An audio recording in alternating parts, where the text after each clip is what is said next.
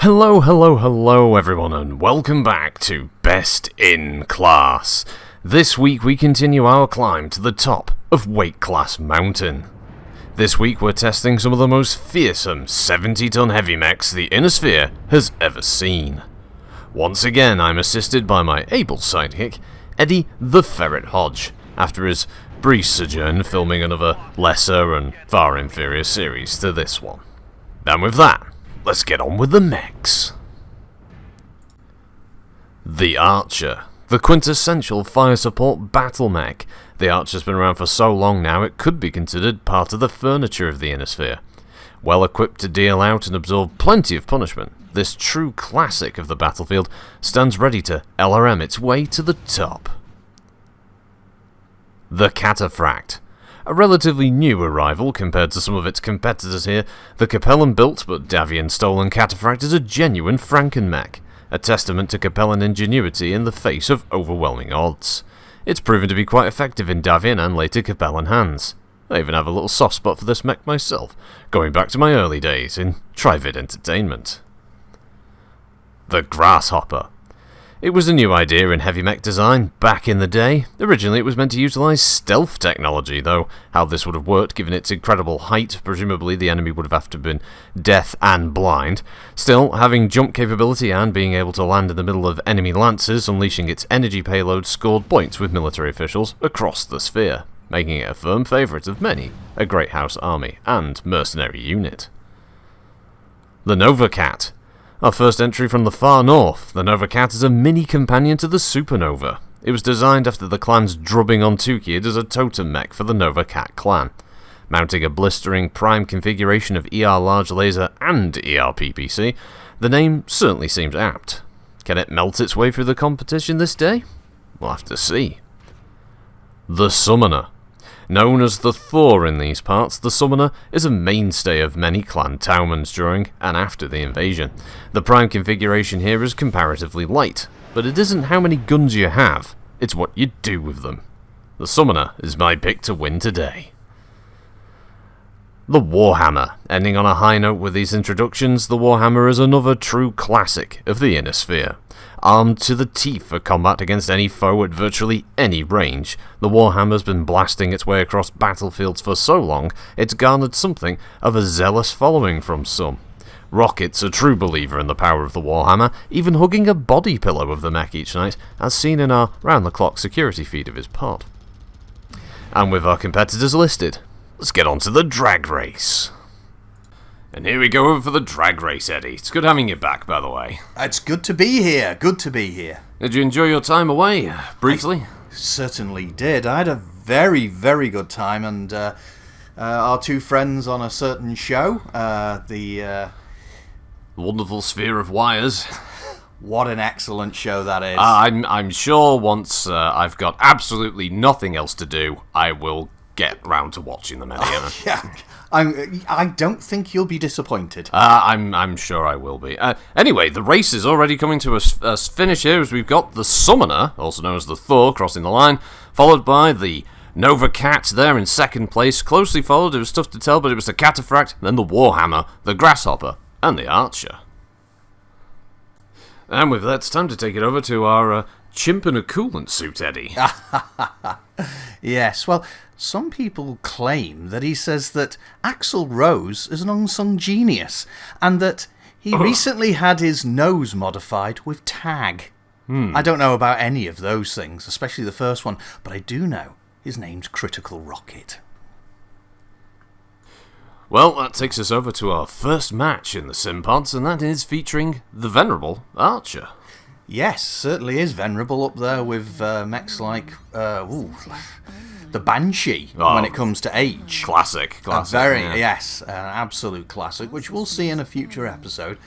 Archer has still been in heavy-duty use since it first came into production in the 24th century, and is still a stalwart of virtually every house's battlefield. Many a mercenary unit, and common on the Solaris Arena front, I have to say. I've had a fight with a few archers in my days, back when I was a bit younger and a bit hairier back then. It's all going a bit grey on top now. It's very sad. Yes. Anyway, that aside, the Archer is, yes, as you said, even the Turian Concordat has their own Archer facilities. Ah, yes, the Concordat, yes, still sat there pumping out the old models, of course, because they don't have the capability to produce anything new. They're very much stuck in the past, Eddie. A little bit, yes, that's true. A bit like yourself. Perhaps. But what an exciting past it was. And the Archer's seen pretty much all of it, from the glories of the Star League to the terrors and horrors of the First and Second Succession Wars, all the way up to the arrival of the traitorous clans. Yes, our cousins from up north, of course, who, for whatever reason, never decided to really look at the Archer and make something that was, better. They didn't even decide to bring them with them. No, and yet, oddly enough, the Wolf's Dragoons did. Yes, it's an interesting one. I've often thought, Eddie, that maybe the clans, they had a look at the Archers that they had lying around, presumably they do, and I think, personally, my theory is that is what the Vulture is based on. I mean, I suppose there is a possibility the Vulture and the Archer, other than their obviously two-side LRM racks, are very, very different mechs. They're both equipped with 4 lasers. However, the simulator, the boffins, once again making a mistake, have given the Archer 4 forward-firing lasers. Yes, normally 2 of them would be rear-firing to protect its... its back armour isn't too bad. She carries a standard 13 tons. Well, it's just as well here as Rocket's being harassed by a small clan light there. Looks like an Arctic cheetah, Eddie. Yes. I mean, obviously, this is not the fastest mech. Those medium lasers, however, all being on the front, would, in the end, be quite the... It's certainly a boon, of course. As a little note, Eddie, the Curetans call the Arctic cheetah the Hunkyu! Or something along those lines, I believe. I'm sorry, I thought you were having a conniption fit there. I might be off my medication, Eddie. I'll have to check the dosage. It wouldn't be the first time. No, I was going to say, with obviously the 4 mediums firing forward, yes, you would think that a lighter mech might have been a little nervous, but he knows that the main component of this mech is those LRMs, and at close range, they're useless. Yes, well, it's always a good idea, a good tactic for a light unit. Usually not a single mech on its own, usually 3, maybe even 4, an entire lance going after a larger target like this and basically trying to burn it down. But in real battlefield scenarios, not in the boffin simulation, we would actually see the Archer being supported by heavier mechs and other support units to ensure that such an important fire support platform isn't just left there hanging and getting mauled. Well, exactly. This is a fire support mech, and it shouldn't really be battling it out the way, obviously, it's being used here. It's Rocket bouncing missiles off the wall there, like an idiot. The other thing is, in its early days, most of the opposing pilots didn't necessarily know what the mech was equipped with, and so the pilots would keep those 2 shoulder doors closed for as long as possible, suddenly flipping them open and spraying the enemy with enough missile firepower to light them up. Well, I mean, as much as I may be making a little bit of fun of the Archer, I have to admit, with the Concordat still producing the 2R model, I even have one on production. I've got one on queue for the old collection. Well. Oh, it's already ended. Wow. Rocket's so terrible. 239 match score with 368 damage, no kills and a loss. Sad, 25 points. And now we go over to a mech that's, I have to admit, a little close to my heart here, Eddie. It's the cataphract. Yes, obviously... You actually had a look at this particular variant. In fact, one of the first people outside of Davian, and certainly much to the displeasure of those in Lao, that you were allowed to have a look at this mech. Yes, it was during my short-lived series, only 105 episodes, Solaris McCracken's Arena Encounters. McCracken's Arena Encounters. I remember it well. Yes, it was during the later days of my arena fights, and I was looking to move into some kind of Trivid series, and I thought, give it a go with this, made some arrangements, and we got behind-the-scenes access around the different stables and arenas, got to talk to some of the pilots, have a look at some of the machines, and speak to the event organisers, and and all of those kinds of things. I thought it was a very interesting series. It could have gone on for years and years and years and years and years and years and years and years. Yeah, so you happen to be lucky enough that one of the mechs that was brought there was the Davian version of the cataphract. Yes, the Federated Commonwealth, they were knocking around at the time, and I managed to snag a little interview there with the pilot. We brought it into the arena, had it stomp around a bit, and I got to sit inside the cockpit. All the systems were off, so I couldn't see what the loadout was at the time. I could have a guess. There was a lot of trouble going on at the time because there was a suggestion that a number of Lao agents were also trying to get access to the mech. There was a brief firefight outside of the location that we were filming, yes. There was also numerous Federated Commonwealth flags that were burning, and only light civilian casualties, 62 people dead. So it was an interesting day for you, wasn't it? It was an average weekend on Solaris, Eddie. That's what it was. Yeah, it was the good old days. Yes. How I miss them so. Yes. So, as we say, a few people might be surprised, then why have we decided to go with the Davian variant? Well, the 3D, or the 3 Delta as Davians like to call it, it was technically the first model of the cataphract to actually see battlefield combat. Yes, I know that the Capellans had things like the 0X and the 1L and all the other such nonsense, but these didn't really have a genuine battlefield debut. The 3 Delta, after being captured by the Federated Commonwealth, was the first one to be used by the Crucis Lancers. So, yes, that's why we went with this one, but yes, we are well aware that there are many other variants out there prior to. And the Boffin's cat is out in the studio again. Causing trouble. But that aside, also, as you said, you were also one of the first people outside of Davian's own intelligence and industry people to actually get inside one of them and be given a kind of basic lowdown on its system. It was a roomy cockpit. It was nice. That you could tell that it was built for the larger gentleman at the time as well. So, so it had a drinks holder and everything. It was amazing. I loved it, including an 8-track, which I didn't really understand why that was there. I think that was just a little joke. I think that was just a little thing the pilot had insisted on putting in. But yes, it was clearly sent to the arenas, not because they thought this was a mech that would win in arena combat, because as we know, arena combat is very, very different from extremely battlefield combat. And so a lot of different mechs that would never last 10 seconds on a real battlefield are used there. No, they brought it there just to rub it in the nose of the Capella Confederation, and rub it in their nose they did. Oh, as they you did, said. yes. Lots of complaints, lots of anger, and when it did finally get out onto the arena floor, it didn't actually do that well. It did okay, but the pilot was relatively new. The mech, as I said, was not necessarily built for arena combat, and it was just there specifically to narc, shall we say, the Capellan Confederation, and it did that job. Well, the stable master from Lao, the Yue Xiao, he was extremely upset. There was this Golden Dragons team knew exactly what was going on, and they were very upset. I was friends with Yue Xiao, and he was absolutely apoplectic with rage. Yes, that in fact almost destroyed your close friendship with him, because you'd in fact even on one or two occasions went out with his daughter. Well, there was that. There was that, and even piloted one of his mechs when one of his pilots came down with the Avusian flu.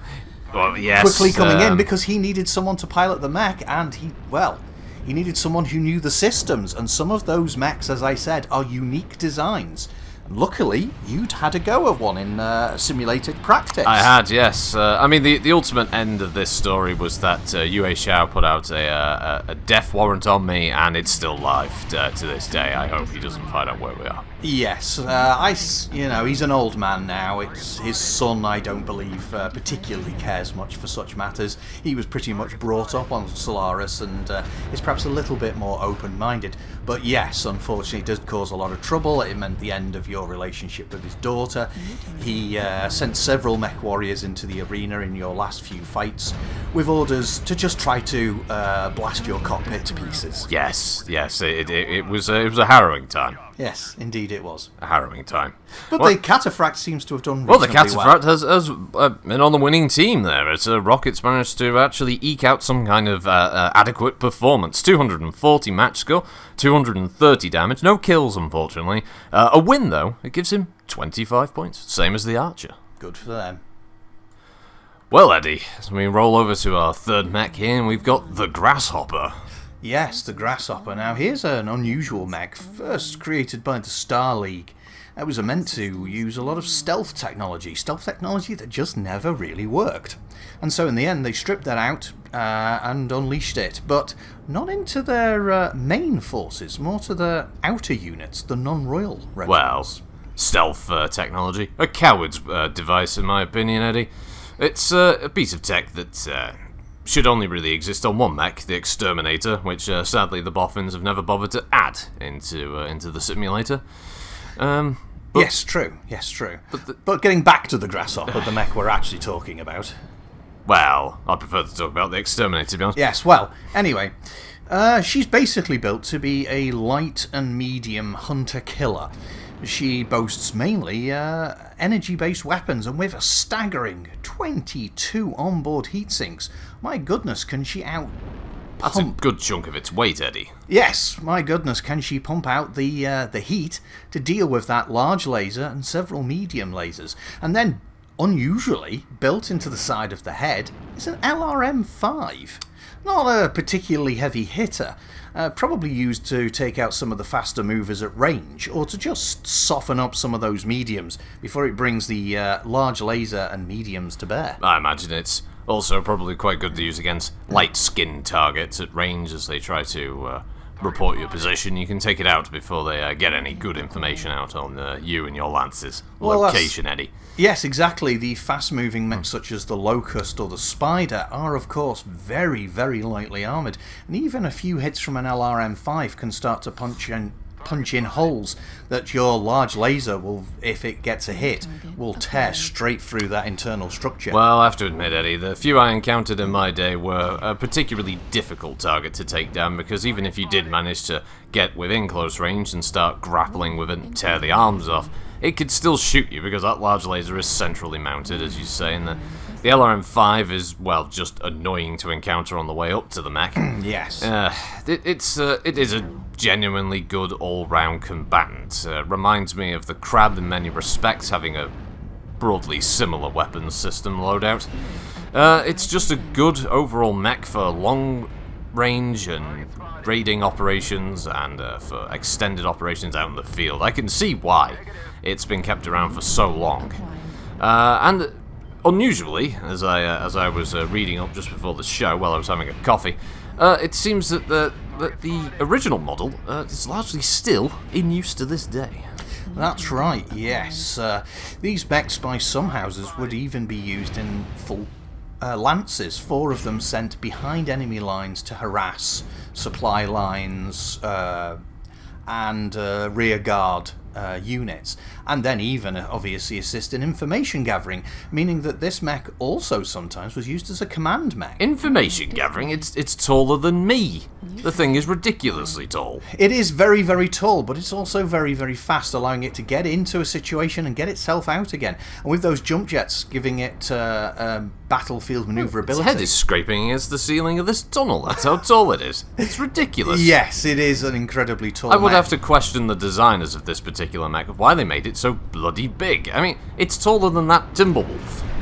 There has been a few questions about why it was made such a tall mech, a bit of a lurch, you could say. But Lurch? some say it was to give the pilots such an excellent overall view of the battlefield, making it, obviously, as I said, ideal for certain information gathering. This is true, this is true. And considering it was supposed to have that stealth system, yes, close up, you can see that thing coming from a mile off. Again, yeah, the stealth system, you can't detect it, but someone could just go, it's right there! It's blocking out the sun! Yes, once again, absolutely right. It's casting a shadow right across. I was getting a tan, and now that this thing is over 10 miles over in that direction, the shadow it's casting is so big. Eddie, how is this supposed to be a stealth unit? I didn't build the damn thing. Anyway, nor did I design it. It's a little bit before my time, being it's from the last days of the Star League. But the point is, plus you're older than me, but the point is that, yes, that is what it was built for. Mainly, however, to get into behind enemy lines and cause a hell of a lot of trouble and hunt those lights and mediums. And the truth of the matter is, even without the stealth technology, it is exceptional at doing that. And its staying power, being that its only ammo-based weapon is that the LRM not terribly launcher, useful LRM-5, it can pretty much still be a more than capable mech for extended periods of time. Well, you're trying to sell it to me, Eddie, and I can see all the benefits, but for me personally, it's not something I would have. I don't even think I'd buy one for the collection. A few of these mechs were even used in Solaris with very few modifications. Oh, I know there's plenty of them used in Solaris. As I said, I encountered a fair few in my day. Exactly, because this is quite a rough and tumble, fast-moving laser boat, and as such, in the smaller arenas and more brutal combat of Solaris, this actually is a pretty good mech as standard. And is, in fact, for some mech pilots, one of the first mechs they ever used in Solaris. That and a few other mechs that we can obviously name. But for a large mech, and yes, as you've said, it is a large mech. Well, yes, I was going to say... its speed still makes it difficult to hit. In a particular match, as I remember, I believe it was the Ishiyama Caves, there was the Roger Dodgers. The Roger Dodgers, yes. Versus the Two Faces, and the Two Faces were both using Grasshoppers. That's right. The Roger Dodgers were in lighter heavies. I believe one was a Thunderbolt, the other one might have been a Hammer Hands, I think. Hammer Hands, yes. And the Two Faces, they tried to rush through, but because of the height of the mech, smacked their heads on some of the cave ceiling and one of the lower hanging stalactites, and just completely knocked out both pilots. That was it. The match was over in 30 seconds. Yes, that is famously one of the worst showings. The Roger Dodgers were terrible. Yes, they weren't great pilots. And yes, they very much misunderstood the kind of arena that they were going to be in. The Two Faces apparently were worse. Yes, but that doesn't change the fact that this is not as bad as Rocket's performance here, no doubt. Excellent mech. And here we go. He was on the winning side. Let's see. He was on the winning team, yes, as the round has come to an end with a 229 match score, 191 damage, getting ahead of the score. The boffins are slow. There we go. Yes. No kills, but a win, but only 20 points. Yes, he didn't necessarily. He did not do live as well up as he could. there. He was terrible. Yeah. All right. Right, Eddie, and now we go to the, the Novacat. The Novacat, right. Well, this is quite an interesting mech. Why don't you tell us what you know about it? Let me just punch up the information. Okay. The Novacat is a mech produced by Clan Novacat. It has all energy weapons. Right. And was built after Tukid. Uh-huh. That's pretty much it. That's all the information we've got. No, there must be. No, there really isn't. There must be some. No, that's it. It was built, and that's a thing. That's all there is, Eddie. Right. It's it's an interesting looking mech. It has very round shoulders. Round shoulders. Yes, round shoulders. Which, as we know for the boffins, is very difficult for them to make in the simulator. Plenty of mechs, IRL, as the kids still seem to say centuries later, is it isn't not really an uncommon thing. Plenty of mechs have rounded parts to them, rounded edges and the such. But when it came to the simulator, they decided to make everything so angular and jagged. And this one is actually quite rare because it is actually slightly rounded in parts, the head and the shoulders and all the rest of it, Eddie. It's aesthetically pleasing in that respect, I suppose. Makes it stand out. There's nothing else you can tell me about this mech. It's an Omni-Mech. History, its background, or... It's an Omni-Mech. It's built by Novacat. It's, I guess it's their totem mech. It's got their name. Right, well, Rocket obviously is doing his best to pilot this. I say doing his best. He's looks like he's not doing great. He's getting hit. He's flailing at the moment. He's getting hit a lot.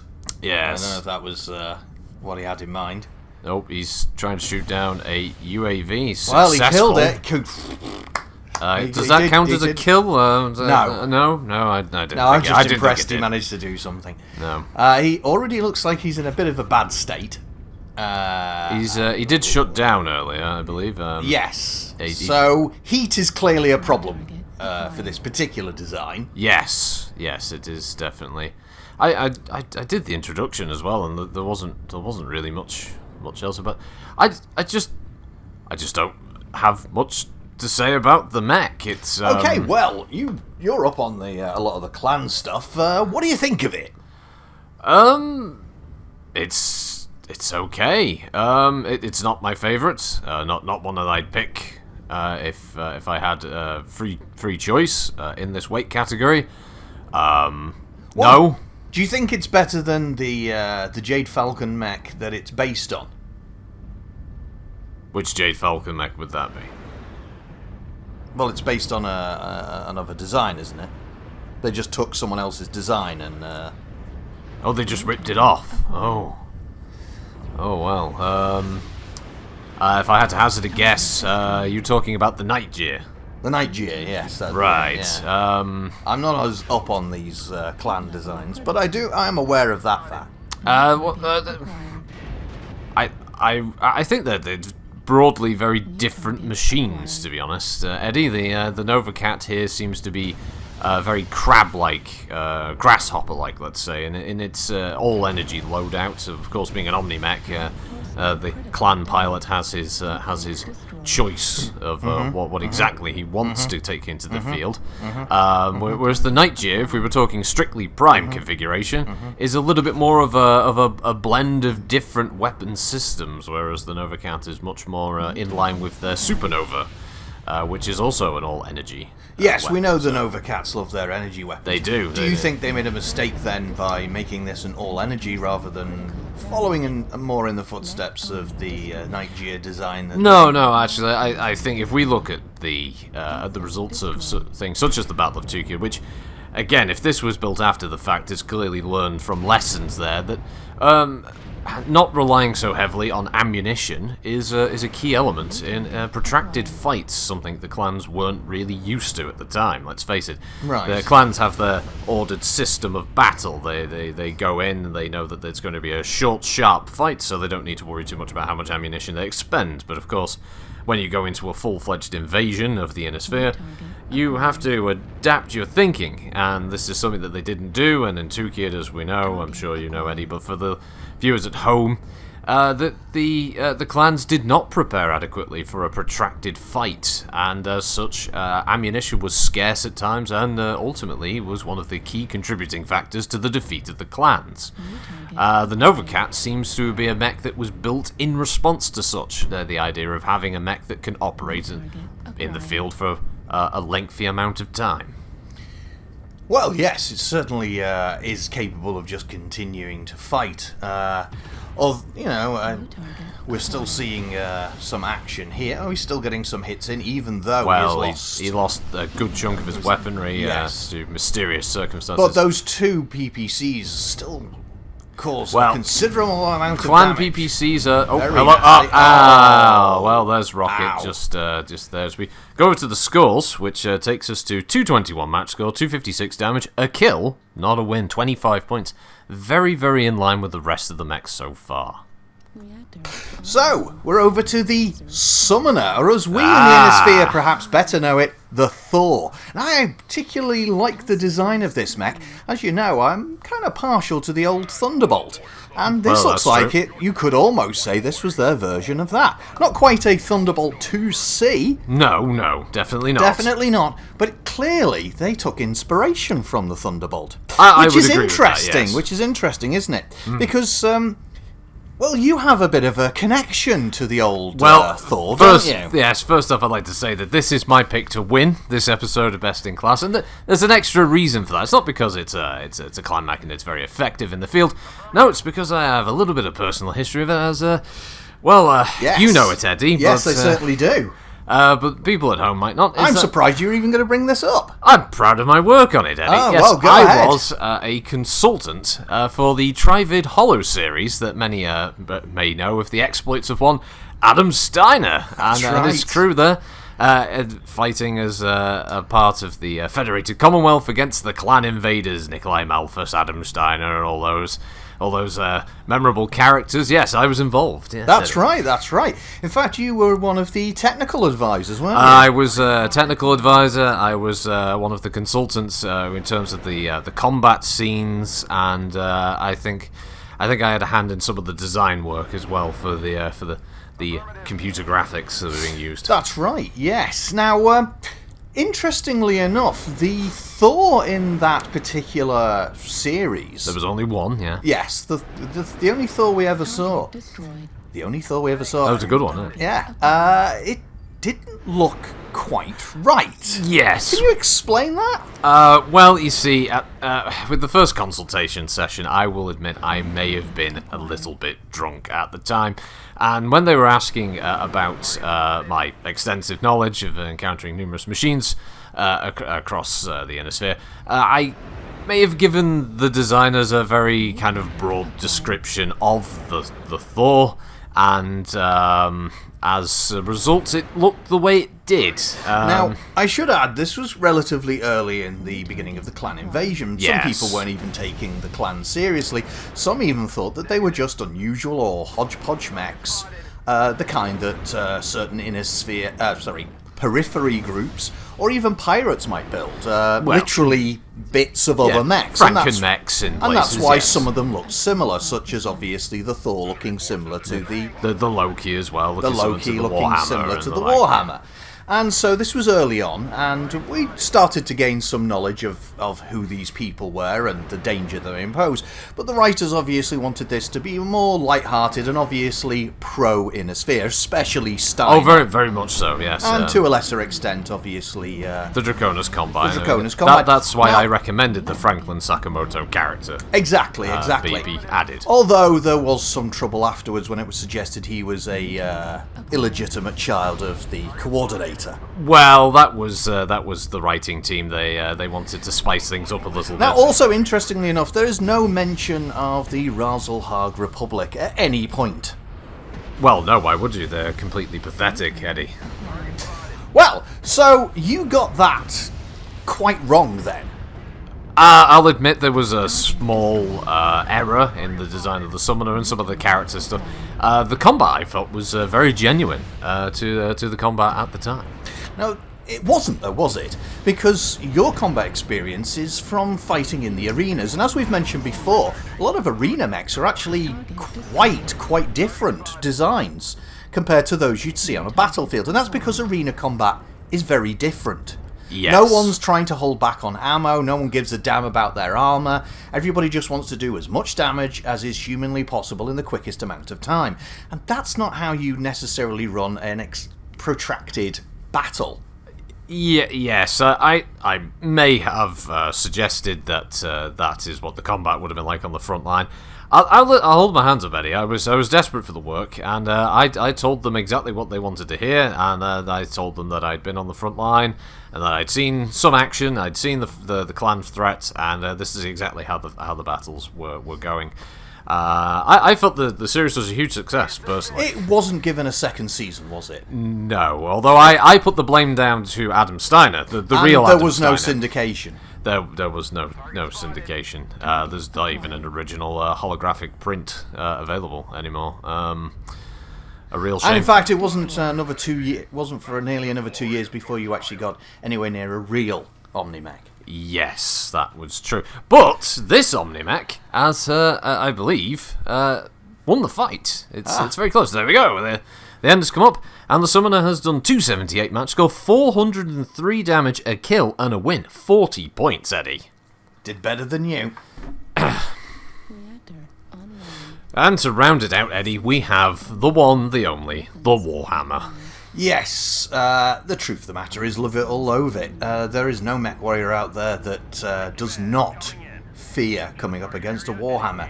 She just has pretty much everything strapped down. The only thing she hasn't got is LRMs, and let's face it, with those two mighty PPCs, she doesn't really need them. No, I have to agree, Eddie. This is one of the machines that we are in complete agreement with. Is definitely one of the genuine classic all-rounders that certainly has proven over centuries of combat to be one of the most reliable and hard-hitting combat machines ever developed by man.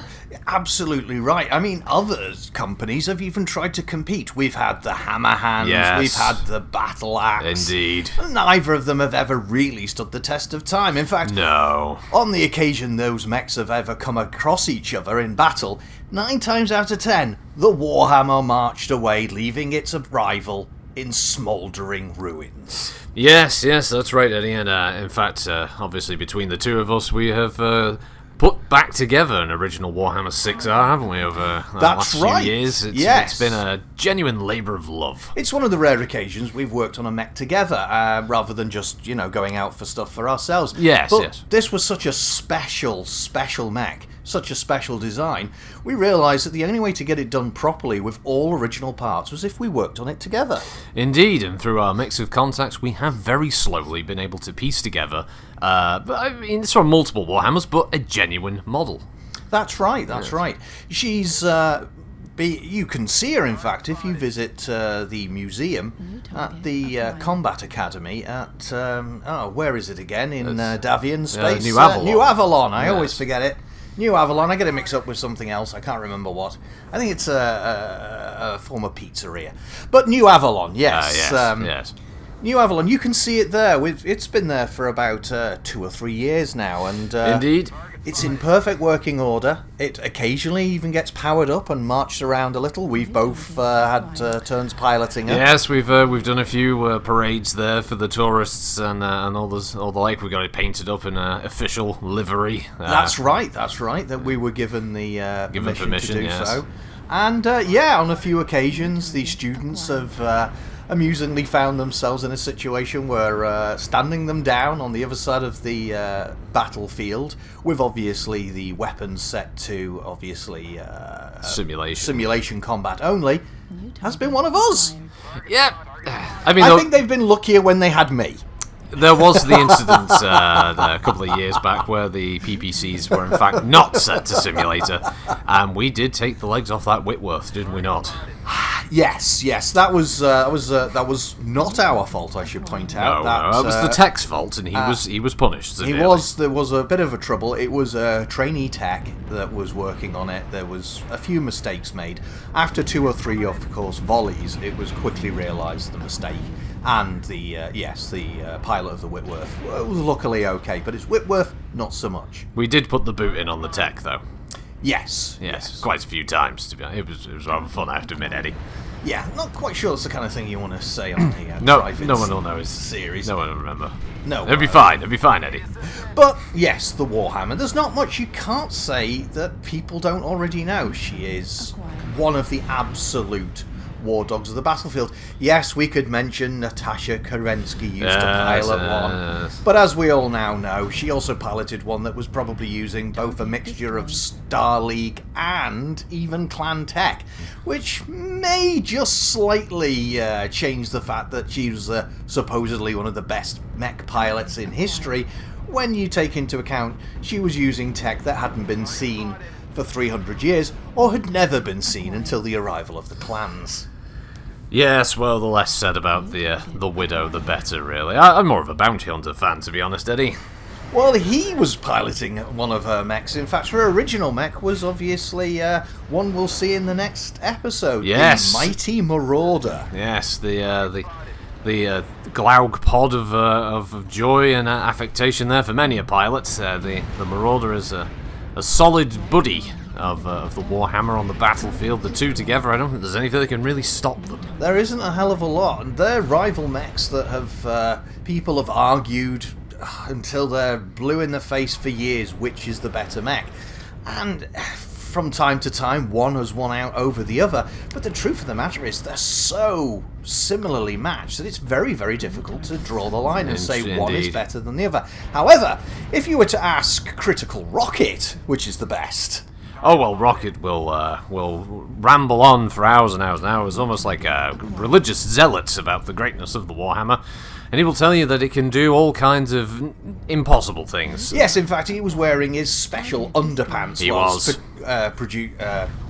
Recording this, and what was it you were told by one of the security? Security who monitor the pod 24 hours a day did see him hugging his Warhammer body pillow while he slept. Well, there you go, folks. So is he doing any good in this particular fight? Because he is in his all-time favourite mech. Well, he is smacking them like a tomahawk there as he's just finishing off the enemy. I think you mean a Warhammer. Well, yes, but... It's similar in a kind of big hatchet to the face, and I believe the round is over. He's won it. He's won it again. 289 match score, 346 damage, got a kill, and 35 points with a win, just behind the Summoner. It's a damn fine showing. As you can see, the scores up on the screen here. We have the Summoner in first with 52 points, the Novacat in second with 35, the Cataphract in third with 33, the Warhammer coming up there. No, I've screwed that up there. No, I've got it wrong. You can see the scores on the screen anyway. The Boffins have got these up all wrong written down. But we're going to go over to the Grand Melee. The Grand Melee. Where we'll get the final score on the doors, and it's off. Yes, it certainly is.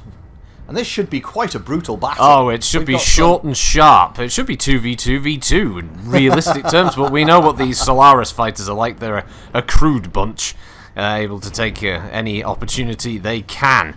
Yes, once again, we're in the outer areas. Of the Solaris again, yes. Of Solaris, where some of the battles are a lot more cruel and a lot more brutal, and these are the pilots that you'll find in those areas. They're hungry, really hungry. Hungry enough that part of the reason they agreed to this was free sandwiches. Yes, and not very good sandwiches at that, but they'll take what they can get. They certainly will. Outreach is a dangerous area of Solaris, the outer limits. And outreach is not something that we do on this show. No, we don't do outreach. We don't do outreach. We just don't do outreach. We don't accept it. Outreach, charity, who needs it? You fight for what you get. Yes, exactly, and we certainly don't need it. We're rich. We're rich and successful. Although I could be richer. Oh, we've had a kill, and it's the Warhammer down first. Oh my goodness! Oh, what an upset for the Whammer. I'm sure Rocket will be very displeased with this result. Well, he'll be crying into his deep dish pizza. That man's put me off pizza for life. The amount he goes through, it's ridiculous. It is pretty scary when you see him trying. And if you put your hand near the box to try and get a slice yourself, oh my god, he gets angry. He growls, drools everywhere. Yes, it's probably best to just let him have one. Staying away from him, really. Three. I'd try to give him as wide a berth as possible. Yes, it's probably for the best. Well, the fight continues here now as it continues to get short, sharp, and brutal. And another competitor is down. We've got the Grasshopper in the view there, the Cataphract running past. We've got the Summoner is still there. He's going toe-to-toe now with the Grasshopper. In the background there, you can see the Novacat, which has lost both of its arms. I believe it's out of weapons because of that. And the Cataphract is just pummeling that cat. That cat is getting absolutely torn asunder. And that's a mech that sadly is not in the simulated The Sunder. I would love to see it. Right. So the Novacat we can count as out, but can it be a distraction here as the Grasshopper continues to fight against the mighty Thor?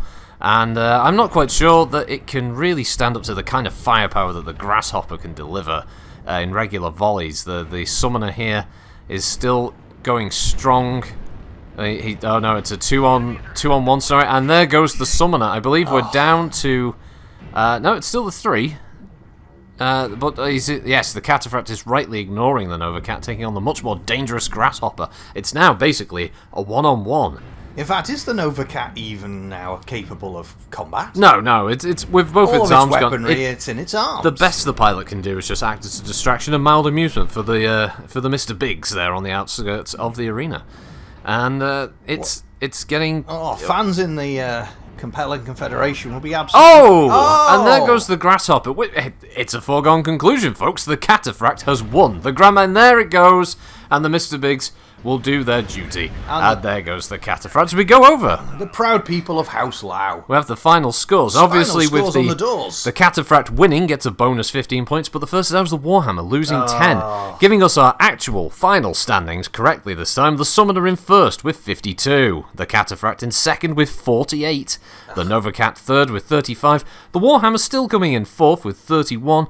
The Archer with 27, my choice. and the Grasshopper with 24, rounding up and bringing it at 6th place. And that ends another episode of Best in Class. Eddie, what did you think? Well, I thought it was very enjoyable. Well, who could have thought that we'd have got that kind of victory at the end? Well done, House Lau, for your... Yes, the cataphract, very good showing there at the end. Very good showing, and poor old Warhammer. Yes, Rocket will not be happy with this performance. He will not be happy. But thanks, folks. We hope you enjoyed yet another episode. We'll see you next week. Next fortnight, should I say. Next fortnight, yes. And we'll be rocking some 75-tonners. Let's see what we get then. Oh, yes. Have a good one, all. Bye-bye. And that's another one done. Thank you, everybody, for joining us again for Best in Class. Yeah, thanks, everyone. Hope you enjoyed that. Obviously, we're getting through it. 75 tons next. Thank you, everybody, again, for helping out. Please help me. Please. No, don't help him. He doesn't need the help. Yeah, let me know if you like this, if you want to see more of them going forward. And we'll see you next time. Bye! Bye!